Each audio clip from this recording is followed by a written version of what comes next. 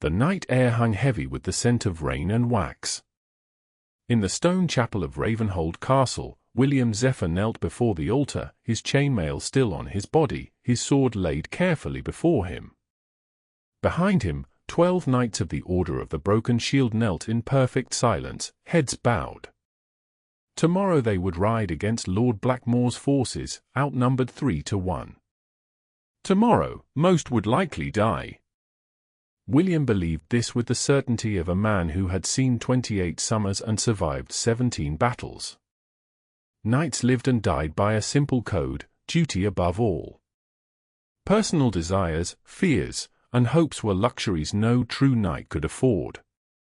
His father had taught him this before he could even lift a practice sword. A knight's heart belongs to his lord, his soul to God, and nothing remains for himself. This was the way of things. This was what William knew to be true. And yet, as he knelt in the flickering candlelight, William felt the weight of his false conviction. The truth was, he feared death not for itself, but for what would remain undone, unsaid. Particularly to the woman who had occupied his thoughts these past months. Begin, he whispered, and behind him, the knights produced small items from leather pouches, scraps of parchment, pieces of cloth, tiny wooden figures, placing them before them on the stone floor.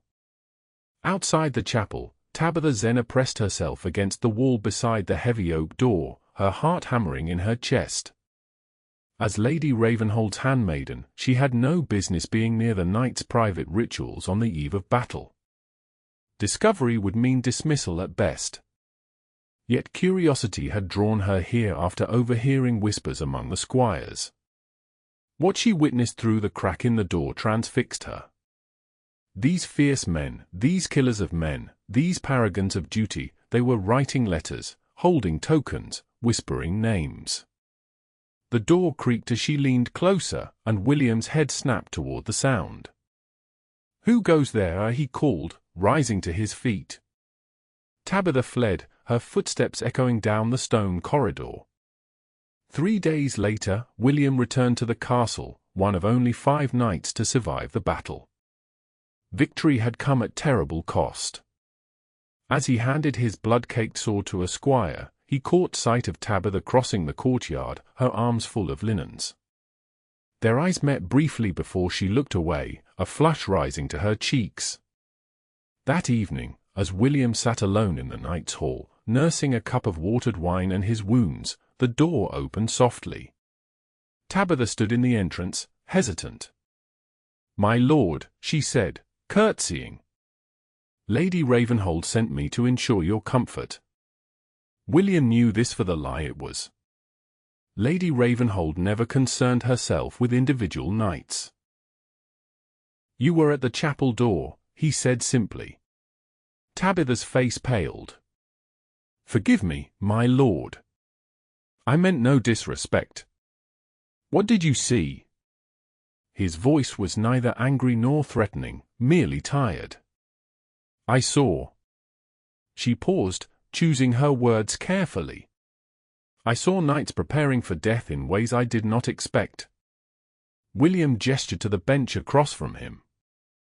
"Against all propriety, Tabitha Saturday. What you witnessed was the ritual of remembrance," he said quietly. "It is not spoken of outside the order." "Why?" she asked, her curiosity overcoming her fear. William studied her face, the intelligent eyes, the determined set of her jaw. "Because knights must appear fearless, devoted only to duty. The world cannot know that we fear being forgotten more than we fear death itself." In the weeks that followed, William found himself seeking Tabitha's company, first with excuses about castle matters, then with less pretense. She was unlike any woman he'd known, educated by an unusual father who believed daughters deserved learning, opinionated in ways that both frustrated and fascinated him. One evening, as they walked along the castle walls, the sunset painting the stone battlements gold, Tabitha asked the question that had lingered since the night before the battle. "What did you place before the altar, Sir William?" He stopped, looking out over the countryside. "A drawing," he said finally, "of the home I hope to build someday. Knights are not supposed to dream of peaceful futures. Is that why it must remain secret? This ritual." William turned to her. "Knights are sworn to sacrifice everything for duty. To admit we hope for something beyond battle, that we cherish dreams that have nothing to do with glory, many would call it weakness." "I think it makes you more human," she said softly. "More worthy of following."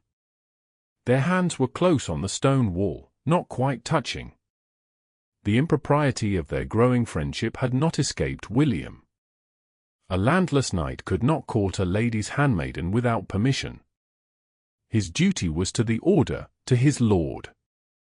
Personal attachments were discouraged, they divided a knight's loyalties. And yet, as the summer waned, William found his belief in duty above all else increasingly difficult to maintain in Tabitha's presence. In the castle's library, where Tabitha sometimes read to Lady Ravenhold, William discovered her alone one rainy afternoon, carefully copying a manuscript. "You write?" he asked, surprised. She startled, then smiled. "My father taught me." He believed knowledge should be preserved, regardless of whether it came from a man's hand or a woman's. William sat beside her, watching her skilled movements. "My mother wrote," he said quietly. "After my father died in battle, she kept a book of memories so I would know him beyond his reputation." Tabitha's quill paused. "Is that where it began? The ritual?" William nodded slowly. "In a way. One old knight, Sir Marcus, began it. Before each battle, he would write to his daughter. Others mocked him until he saved the king's life at Fairfield. After that, his peculiar habit was tolerated. Then, when he fell at Westmere Pass, the knights who found his body discovered decades of unsent letters. They read them and wept, not for the knight, but for the father whose love survived in those pages. And so others began doing the same. Not openly. But yes, in private. Writing to those they might never see again. Carrying tokens of home. Carving little figures for children who might not remember them. William's voice grew softer. "It became our truth, hidden beneath armor and oaths. We fight better knowing we've left something of ourselves behind." "It's beautiful," Tabitha whispered. "Why keep it secret?" "Because knights must appear unburdened by attachment. Our lords need to believe we will die without hesitation when ordered." "And will you?" The question hung between them, heavy with implication. "I once believed so," he answered. "Now, I find myself increasingly reluctant." At the harvest feast, William watched from his place among the knights as Tabitha served Lady Ravenhold. Their secret conversations over the past months had formed a bond that both treasured and neither acknowledged aloud. But others had noticed. "You watch the handmaiden too often," Sir Gervase whispered beside him. "The commander has noticed." William stiffened. Commander Thornfield was a traditionalist who believed knights should remain unmarried, devoted solely to the order. He had blocked several knights from marriage in recent years. "She is merely an acquaintance," William replied. "Ensure it remains so," Gervase warned. "There is talk of a spring campaign. The commander will not look favorably upon divided loyalties." That night, as William conducted sword drills alone in the practice yard, Tabitha appeared, her face troubled. "Lady Ravenhold has arranged a marriage for me," she said without preamble. "To the merchant Gerard Fletcher. He is 50 and has buried 3 wives already." William's sword lowered slowly. "When?" "After Yuletide." Her voice was steady, but her hands trembled. "It is considered a good match. I should be grateful." "And are you?" The words came out harsher than he intended. I have no right to be otherwise. I am fortunate to have served in a great house, to have learned to read and write. These are more blessings than most women of my station receive." William heard in her words the same false belief he had carried for so long, that duty must supersede heart, that wanting more was forbidden to those of their stations. "What would you choose, if choice were yours?" he asked. Tabitha looked away. "It matters not. The world is as it is." But in the silence that followed, everything changed. For in that moment of shared understanding, William recognized that his duty to the truth in his heart might be the most sacred obligation of all. The midwinter feast brought knights and nobles from across the realm to Ravenhold. Among them was Brother Thomas, a monk who served as historian to the king. As the celebration reached its height, Brother Thomas approached William. "So, William, might I have a word? I am researching the traditions of various knightly orders for the royal archives." William followed the monk to a quiet alcove, wary but curious. "I have heard rumors," Brother Thomas said carefully, "of a ritual performed by the Knights of the Broken Shield before battle. A most unusual practice involving personal tokens and writings." William's blood ran cold. "I know not what you speak of, brother." The monk smiled gently. "I mean no harm, Sir Knight. In fact, I believe such a ritual speaks to the nobility of your order. To fight not just for duty, but for love of what you protect, this is the highest calling. If such a ritual existed," William said carefully, "it would be sacred to those who practiced it. Indeed. And perhaps worthy of being understood rather than hidden." Brother Thomas produced a small journal. "In my research, I have discovered similar practices among knights in the Holy Land and even ancient Rome. Warriors throughout history have found ways to acknowledge their humanity before facing death." William stared at the monk. "What are you suggesting? That perhaps what you guard as weakness might actually be strength? The king himself has expressed interest in understanding what makes the Knights of the Broken Shield so effective in battle." As the monk departed, William remained frozen, his world tilting. What if the belief that had shaped his entire life, that a knight's humanity must be hidden, that duty must supersede heart, was wrong? The night before Tabitha's betrothal feast, William found her in the castle garden, despite the winter chill. "I cannot do it," she said as he approached. "I have tried to accept my duty, but I cannot." In the moonlight, her resolved face stirred something within him. The secret ritual, Brother Thomas's revelations, Tabitha's refusal to surrender to a loveless fate, all seemed pieces of the same truth he had been slowly discovering. "Brother Thomas believes our ritual is not weakness but strength," William said. "That acknowledging what we love gives us greater courage." "Do you believe him?" "I'm beginning to." William took a step closer. "Tabitha, I have no lands, no fortune. But I have my sword and my name, which has never been dishonored." "If you would wait, for what?" she interrupted. "For the world to change?" "It won't, William. Not unless we change it." She was right. And in that moment, William understood what he must do. The great hall buzzed with conversation as the betrothal feast began. Lady Ravenhold presided at the high table, with Merchant Fletcher to her right, his small eyes already calculating the value of his young bride-to-be. Tabitha stood with the other servants, her face a careful mask. William entered last among the knights, causing heads to turn. In his arms, he carried not his sword, but a wooden chest. "Commander Thornfield," he called, his voice carrying across the hall. "With your permission, I would speak." Thornfield frowned but nodded. William walked to the center of the hall and placed the chest on the floor.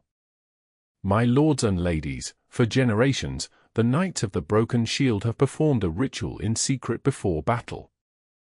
He opened the chest, revealing parchments, small carved figures, locks of hair tied with ribbon, pressed flowers, and other tokens. We write letters to those we love. We carry tokens of home. We acknowledge what we fight for. A murmur swept through the hall. We believed this made us weak. That knights must appear unburdened by attachment to be effective. We were wrong. William straightened. Brother Thomas has shown me that throughout history the greatest warriors fought not just from duty, but from love of what they protected. Commander Thornfield's face darkened. Sir William, this is most irregular. With respect, Commander, William continued, I believe the time for secrecy is past. Our ritual doesn't diminish our courage, it is its source. Brother Thomas stepped forward. If I may, my lords, the king himself has expressed interest in this practice. He believes it may explain why the knights of the Broken Shield fight with such distinction. This silenced Thornfield momentarily. And so, William continued, in the spirit of this truth, I must speak another. He turned toward Tabitha.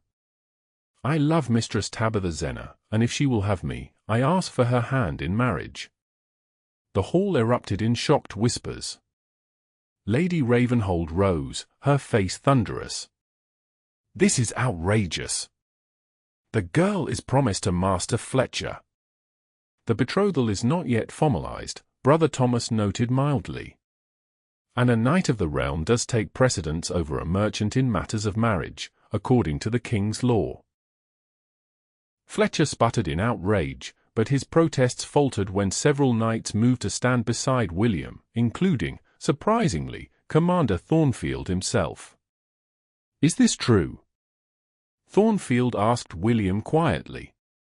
You would choose this woman over your devotion to the order. I believe I can honor both, Commander, William replied. Perhaps better than before. Thornfield studied him for a long moment. The ritual has always been our strength, though few understood it, he finally said. Perhaps it is time the world knew. He turned to Lady Ravenhold. My lady, I support Sir William's suit. In the stunned silence that followed, Tabitha walked forward, her steps measured and deliberate. She stopped before William. You risk everything, she whispered. I risk nothing of value if I lose you, he answered. What say you, Tabitha Zenner? Will you marry a knight who has only his sword and his truth to offer? Her smile broke like sunrise. I will. The wedding took place in the spring, beneath the apple blossoms in the castle orchard. By then, word of the knight's ritual had spread throughout the realm, changing how many viewed the order. Rather than diminishing their reputation, it had enhanced it. Even the king had sent a representative to learn more about the practice. After the ceremony, William and Tabitha stood together in the chapel where the ritual had first begun. On the altar now lay a different kind of offering, not tokens for remembrance in death, but symbols of their shared life. A quill, representing Tabitha's learning. A small wooden carving of a home, William's dream. A book with blank pages, waiting to be filled with their story. The ritual continues, William said, but changed. Tabitha touched the book gently. Now it honors not just what might be lost, but what can be built. William took her hand. I once believed a knight must sacrifice his heart for honor. But I've learned that true honor comes from acknowledging what lies in our hearts. And I believed I must accept the limits of my station, Tabitha replied. We were both wrong. As they left the chapel, William saw his fellow knights watching with approval. Commander Thornfield nodded respectfully. Brother Thomas stood nearby, recording this new chapter in the Order's history. What had begun as a secret ritual of remembrance before battle had transformed into something greater, a recognition that acknowledging love and human connection didn't weaken duty, but strengthened it. For William and Tabitha, it had become the foundation of a life neither had dared to imagine possible. Together, they stepped into the sunlight, no longer bound by false beliefs about duty and station, but freed by the simple, revolutionary truth that love and honor could walk the same path.